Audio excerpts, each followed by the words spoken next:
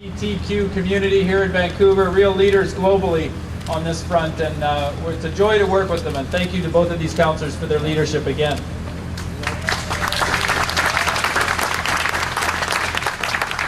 So wonderful to see you all here as we kick off Pride Week here in the city of Vancouver, and as we celebrate the opening of the 2011 North American Out Games. A great opportunity for us to host the games here in Vancouver, to celebrate sport, to celebrate the arts, and to bring such a fantastic community together and welcome people from all over the world to celebrate with us. So thank you all for being here for this big flag raising and opening ceremony. And it's my pleasure to read this proclamation Early for summer Pride Week. 1973. Whereas, Hopefully they had a summer that year. And I know it's hard to imagine 1973 for starters. I was actually only 3 years old, and there are many of you around me here that I am pretty sure were not even born. But if we could all suddenly magically return there at the age we are today, we'd all be wearing bell-bottoms. We'd be rocking out to Grand Funk Railroad and dancing to one of the top 10 songs of 1973 that year, which was Crocodile Rock. It's a song that's written by Elton John, and he wrote it 11 years before his short marriage to a German woman named Renata Blau. Billie Jean King was married to Mr. Lawrence King and had just won her third Wimbledon singles title that summer. There was no parade in Vancouver. We had not yet seen the Charter of Rights and Freedoms or anti-discrimination laws. There was no right to adopt, serve in the military, and there was certainly no gay marriage. The word transgender was in its infancy, and the notion of the legal recognition of transition was for many at best a dream. There was no Pride Board, no community, no queer film festival, no gay straight alliance, no Mabel League, no official rainbow banners on Davie Street or English Bay, no gay games, no boat cruises, men's or women's choruses, sports leagues, skate weeks, dyke marches, or gay days at Playland. There was just a gathering. That summer in 1973, a group of gay people, yes, back then we were all just gay, or called gay, they and their friends met at a place called Kipperley Park in Vancouver for what was described then as a picnic and art exhibition organized by the Gay Alliance Towards Equality. A young organization started 2 years before. It was their inaugural event. Can you imagine their hopes and their dreams? The dreams of those brave souls who had the courage, the will, and the pride to attend? Did they think or dare to dream that one day we would have all that we now have? That hundreds of thousands of people from the homophile community and their family, friends, and children and supporters would decades later line the closed-off streets of Robson, Denman, and Beach to attend a festival honored, attended, and marched in by many members of all levels of governments, by huge corporations and businesses and organizations, and that all of that would be covered from a positive angle by mainstream media? I don't think they could have. But maybe they did. Could they imagine that each of us would have the privilege of standing here today with the mayor of the city, the staff and councillors, some of whom are self-identified members of our LGBTQ community, and that we would honor a pioneer like Bob Tivey, who led a generation into the war against HIV and AIDS, and that international activist Pat Rocco could be here with us all these years later, celebrating the realization of his dream? Could we also imagine that we could be here celebrating Bill Siksay, an out and proud MP in Canada?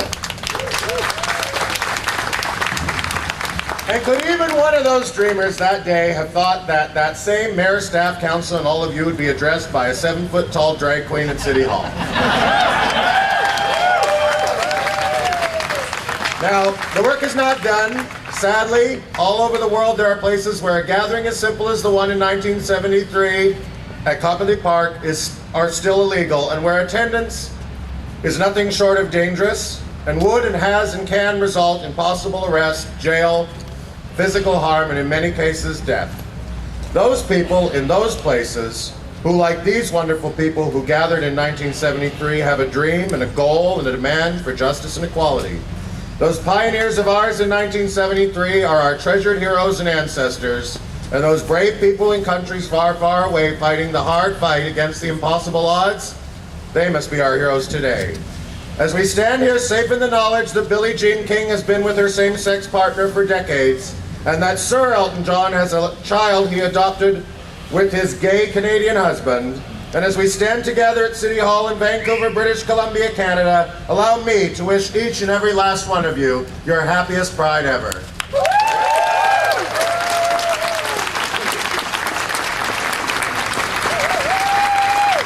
These guys are heading off to Whistler right now by helijet.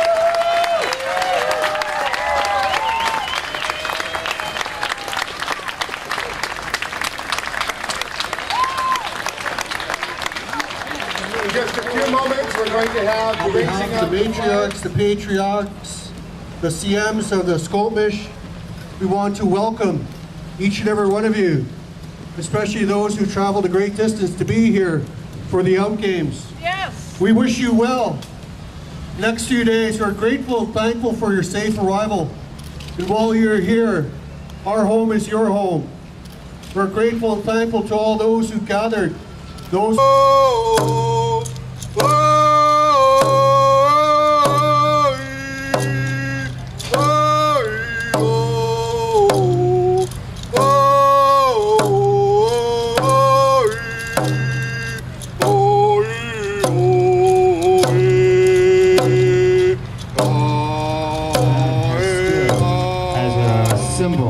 for this community all over the world for the last 33 years.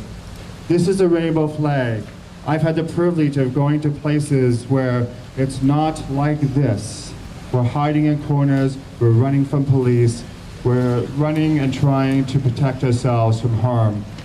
But I can tell you, I walk down the street and I see a little sticker in the window with this flag, and I know I'm home, and I know I'm safe. And we should never take this flag for granted, because people around the world see this flag and they know they're home and they know they're safe. And what's most amazing by raising it here at City Hall with the City of Vancouver is that we, as Vancouverites, know we're home and we know we're safe. So thank you to the city. This flag will fly over the next week as we celebrate Pride and the North America Out Games here in Vancouver. Thank you very much.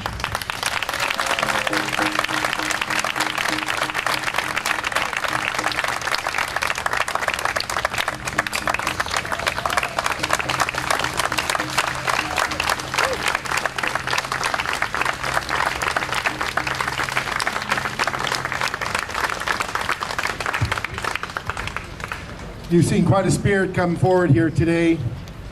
Communities that are based on pride, communities that are based on sport, communities that are based on human rights.